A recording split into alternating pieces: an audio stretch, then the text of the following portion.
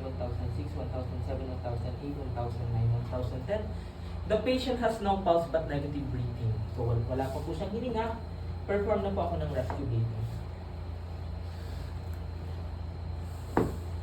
1, 1,002, 1,003, 1,001.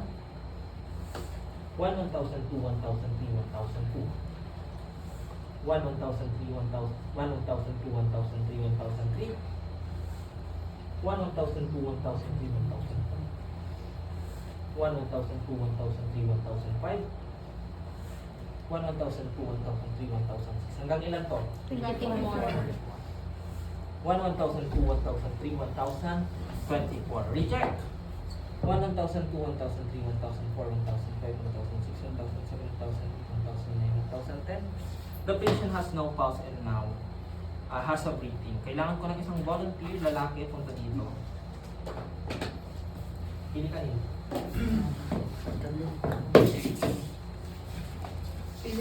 Si Sir na lang. Sige. Okay, higa. Yan. So, kayo ng konti. After po ng positive pulse, positive breathing, ang gagawin po natin is recovery position. Away na hands, kailangan nakataas. Yung malapit na hands sa inyo, ilalagay po sa pisngi.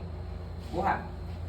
Cause of injury. Kapag cause of injury, ano pa ang meron kapag cause of injury? Ang patient ay suspected spine injury, right? So, bawal mabalikod-baliko yung katawan. So, ito, ipapatong lang. Pero kapag nature of illness, yung isa is gaganyan. Okay? Then, sideways.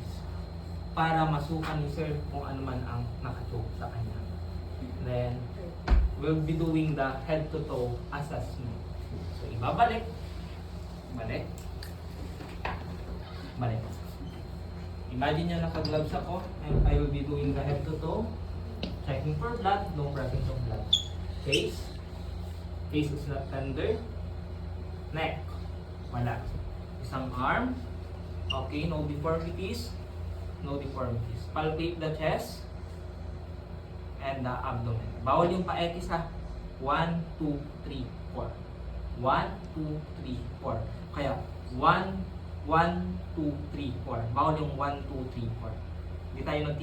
Hindi tayo nagtitik-tak to. 1, 2, 3, 4. Then, okay. Next, pelvic. Check.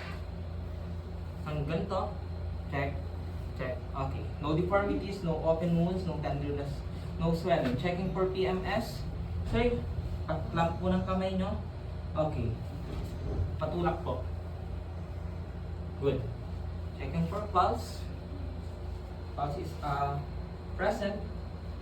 Then, capillary refill. Sir, napipil niyo po ba ito? How about this one?